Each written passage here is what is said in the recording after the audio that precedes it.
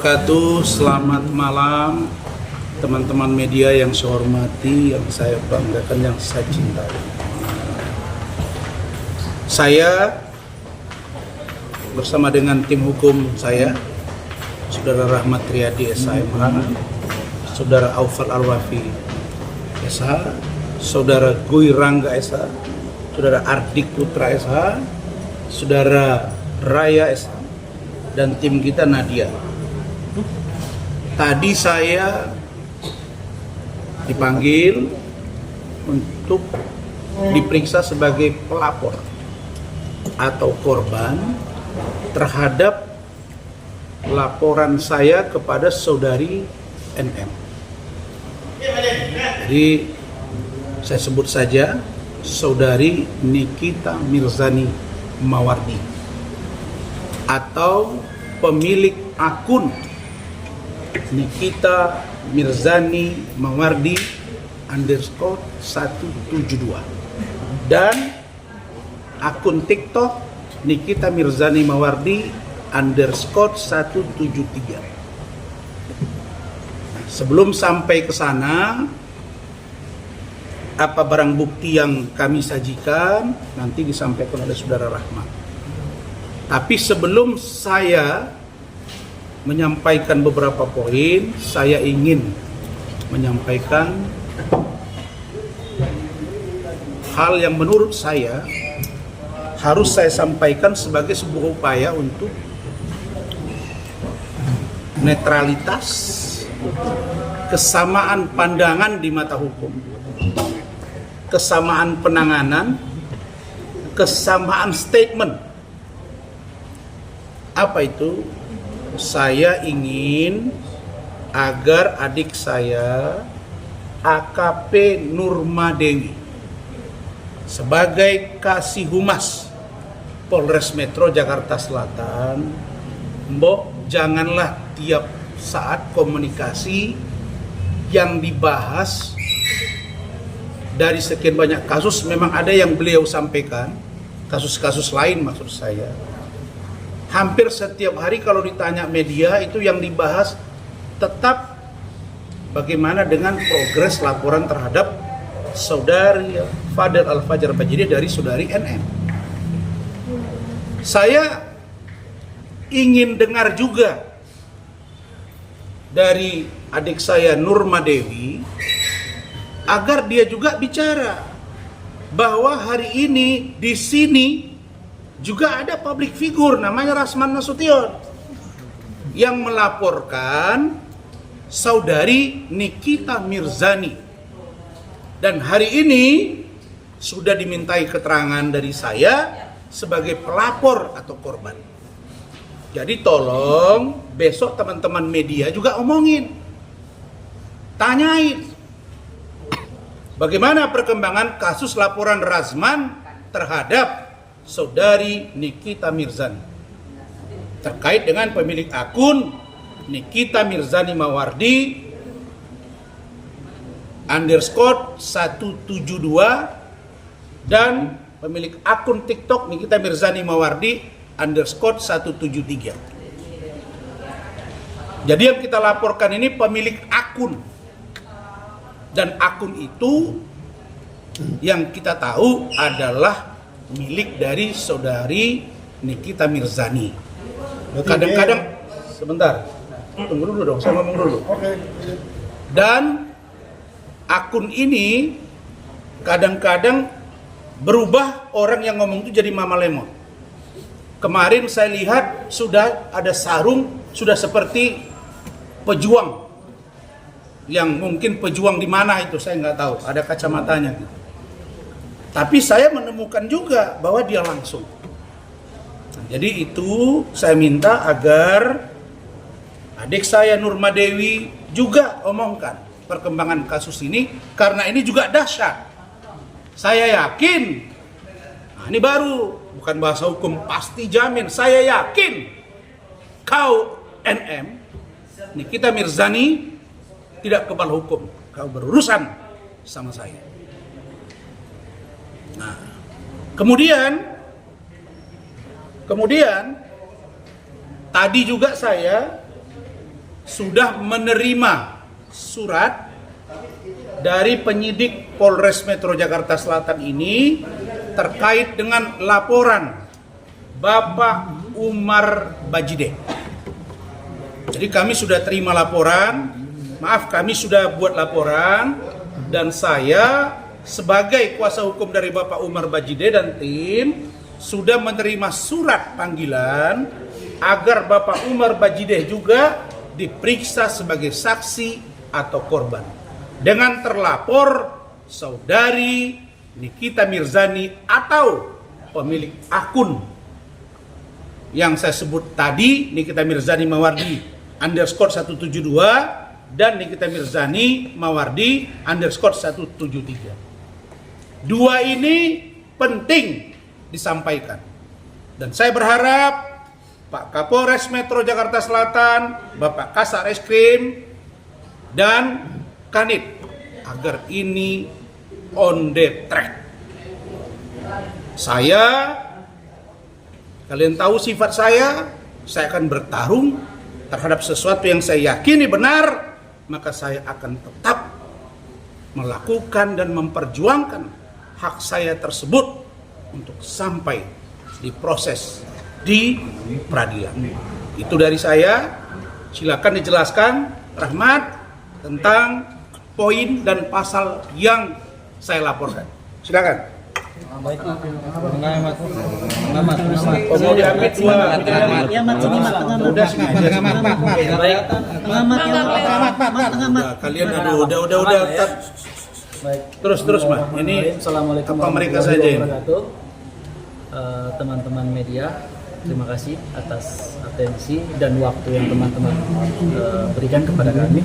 Baik, untuk hari ini laporan yang tadi Pak Rasman sampaikan terkait dengan pasal-pasal itu ada 4 pasal sebenarnya yang memang sebelumnya sudah disampaikan ketika kami membuat laporan awal, yaitu tuduhan terhadap terlapor atau saudari NM. Itu pertama pasal 27 ayat 3 Undang-Undang ITE Junto pasal 45. Itu pasal 45 tentang ancamannya. Perbuatannya adalah seseorang itu dilarang mentransmisikan sebuah postingan yang di dalamnya mengandung unsur fitnah dan atau pencemaran nama baik. Dan kemudian ada pasal juntonya juga, pasal tambahannya, yaitu pasal 310 dan 311 KUHP, yaitu pasal fitnah juga sama. Artinya kemudian postingan yang mana sebenarnya yang kami laporkan yang diduga mengandung unsur pencemaran nama baik. Saya pikir teman-teman juga mengetahui postingan yang mana, karena memang postingan ini sangat viral sekali.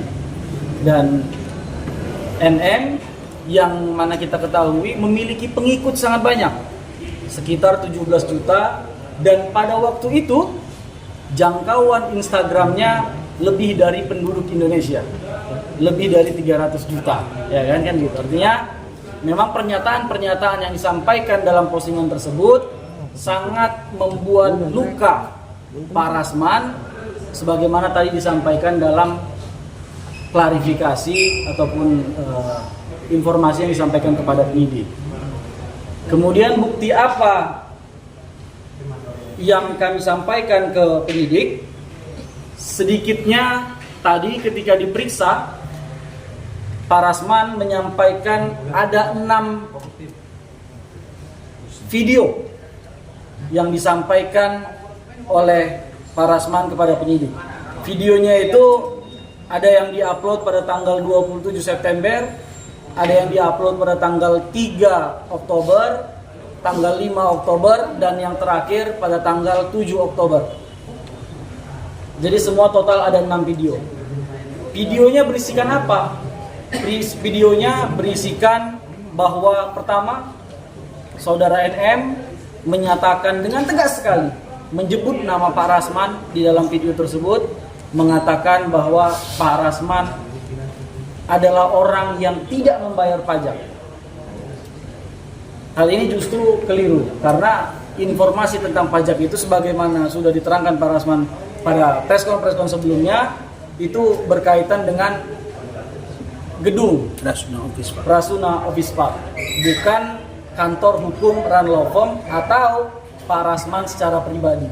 Yang kedua, tuduhan yang disampaikan adalah Pak Rasman bukan lagi seorang pengacara. Saya pikir ini dirinya sendiri pun tahu kalau itu tidak benar. Karena dia sering menyebut Pak Rasman adalah pengacaranya Fadel Bajide. Kan begitu. Artinya ini kan kontraproduktif dengan pernyataan-pernyataan dia sendiri. Kami tegaskan sampai dengan hari ini Pak Rasman masih sebagai pengacara. Bahkan tadi pagi mendampingi Fadel Al-Fajar Bajide.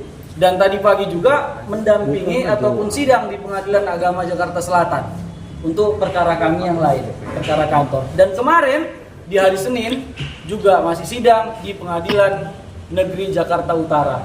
Artinya tidak ada fakta yang menyatakan ataupun tidak ada putusan pengadilan yang menyatakan Pak Rasman Bas sebagai advokatnya itu dicabut. Baru kemudian Nikita Mirzani menyebutkan bahwa Pak Rasman pertama adalah orang yang miskin. Yang kedua, dia mengatakan bahwa Pak Rasman bau mulut. Yang ketiga, dia menyamakan atau mengupload meme Pak Rasman dengan kura-kura ninja dan membuat meme wajah Pak Rasman dengan tubuh yang kecil gitu. Dan itu membuat Pak Rasman merasa tercemarkan dirinya. Dan kemudian teman-teman itu tadi alat bukti yang kami serahkan. Kemudian ke depan kami sudah mempersiapkan alat bukti saksi, yaitu 2 orang saksi sudah diajukan tadi nama-namanya. Dan kemudian tadi sudah ada perbincangan ahli bahasa dan ahli pidana ITE yang selanjutnya akan diperiksa juga dalam perkara ini.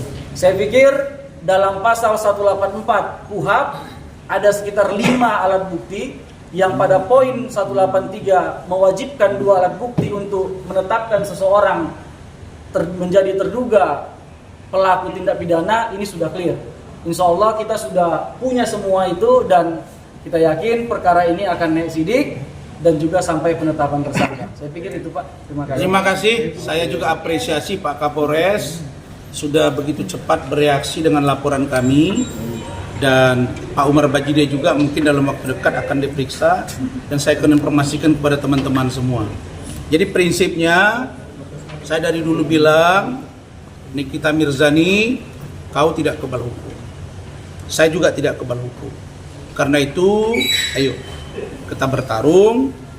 Saya buktikan bahwa kau saya duga memfitnah, menghina dan melakukan ujaran kebencian kepada saya.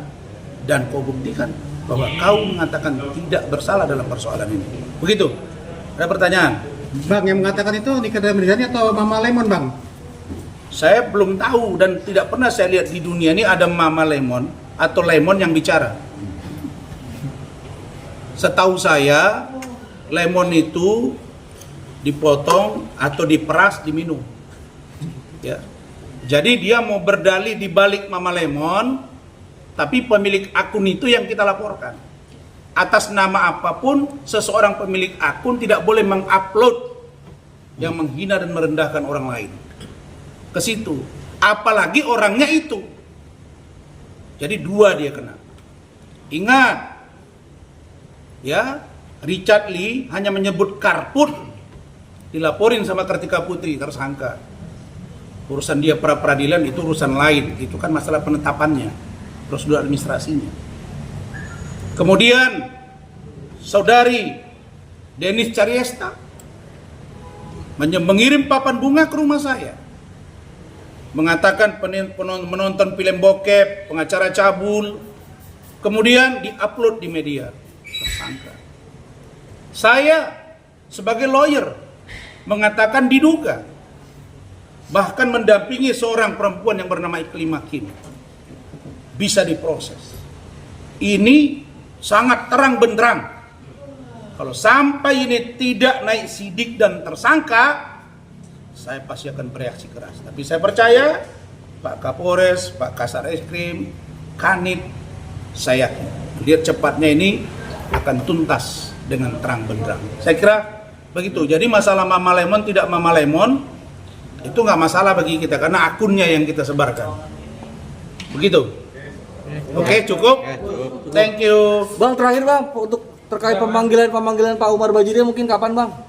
Harusnya beliau dipanggil itu 2 hari lagi, tapi karena beliau ada kerjaan, kemudian ada urusan ahli yang kami sedang pikirkan untuk didatangkan ke pemeriksaan, maka beliau akan menyesuaikan waktu. Saya sebelum terlupa, saya mendengar pernyataan Kasih Humas, adik saya Nurma Dewi, bahwa penyidik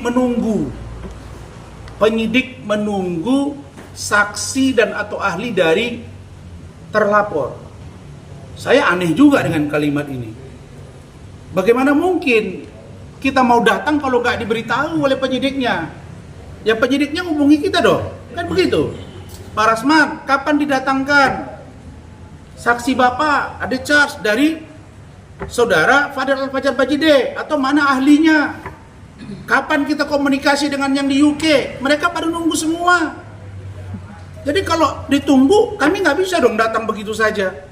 Tapi kalau memang itu katanya, saya akan tanya nanti penyidik supaya diperiksa agar terang peristiwa ini dan harus dipahami ya bahwa LM atau Loli ketika di luar negeri diduga sudah punya pacar berinisial A. Itu pengakuan Ibu JF kepada saya dan ada statement letternya.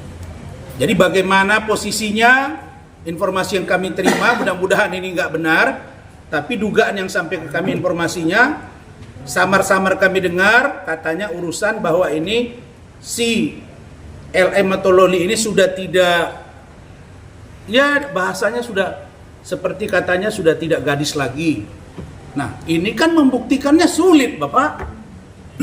Kalau dia misalnya udah nggak gadis lagi, terus siapa yang ngambil kegadisannya? Terus kalau misalnya diperiksa sudah nggak gadis lagi, emang bisa diukur, diperiksa. Bulan lalu Syanu, bulan ini Syanu. Terus kalau orang masuk kamar, apakah dia melakukan itu dalam kamar? Ingat kalian kasus Vicky Prasetyo. Dia datang, jelas Angel Alga istrinya, tapi tidak bisa dibuktikan bahwa ada di situ persetubuhan, tidak ada di situ yang namanya sperma, sehingga yang kena siapa? Vicky. Ditahan lagi di kejaksaan karena ada dugaan kekerasan. Vicky itu klien saya. Waktu dia ditahan, baru dia jadi klien saya. Waktu dia pertama ditahan di kejaksaan itu belum. Tapi kita berdiskusi panjang gitu, sehingga tidak mudah membuktikan itu gitu.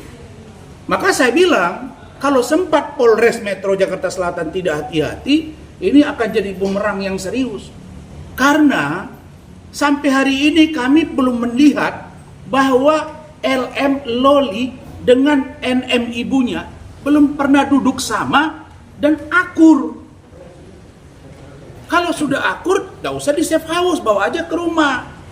Dan kami ingin agar Bid Propam turun supaya kami dapat lihat apakah penyidik ini sudah benar dalam prosesnya, penyelidikannya dan penyidikannya atau tidak. Atau bagaimana posisi ketika LM ke Indonesia. Bagaimana kejadian di bulan Januari, kan yang dilaporkan Januari. Saya heran juga pengacaranya. Pengacaranya ngomong fokus ke Maret, April, Mei, Juni, Juli, Agustus. Tapi di dalam LP-nya Januari. Apa Anda tidak punya barang bukti atau apa gitu? Nah jadi kalau menurut saya, karena ini satu rangkaian peristiwa, saya bantu Fadel, LM oceh-ocehin saya, jadilah laporan polisi 2. Satu dari saya, satu dari Pak Umar. Plus saya dilaporin dan tim hukum oleh Saudari NM di Polda Metro Jaya. Katanya menyebar informasi melanggar undang-undang kependudukan. Ya sudah kita buktikan aja. Kenapa sih nggak fokus ke kasus Fadel? Lah kalau saya dorong supaya menikah kalau sudah dewasa, kenapa marah-marah sama saya? Kan saya merasa lebih baik dipersatukan cinta mereka itu. Kalau memang Lolinya masih cinta. Tapi kalau Loli sudah nggak cinta, ya nggak ada masalah. Tapi menurut Fadel, Om saya yakin Saya yakin, seyakin-yakinnya cinta saya dengan cinta Loli tidak akan pernah berubah. Itu kata dia. Dan dia minta doa restu. Saya kan nyampein. Kok suruh nikah sama anak saya perempuan. Bagaimana nikah sama perempuan? Terus anak saya sekali masih kecil. Dia belum ngerti cinta. Nah, udah, kamu jangan marah-marah sama saya dong. Terus saya jadi pengacaranya, kalau semua orang pengacara yang bela klien, terus dimarah-marahi pengacaranya, wah gawat kita Republik ini. Bubar kita. Kalau begitu yang di samping saya ini semua dikuliti nih. Wah ini siapa sebelah kanan Rasman, ini siapa nih sebelah kiri Rasman. Nih gue, wah gawat kita. Jadi NM, Anda selama ini merasa bahwa Anda mungkin kuat. Si pengacara yang satu lagi juga, dua-dua kalian saya hadapi. Karena di balik akal manusia ada rencana Allah yang lebih dasar. Demikian, terima kasih. Cukup ya? Cukup. Terima kasih.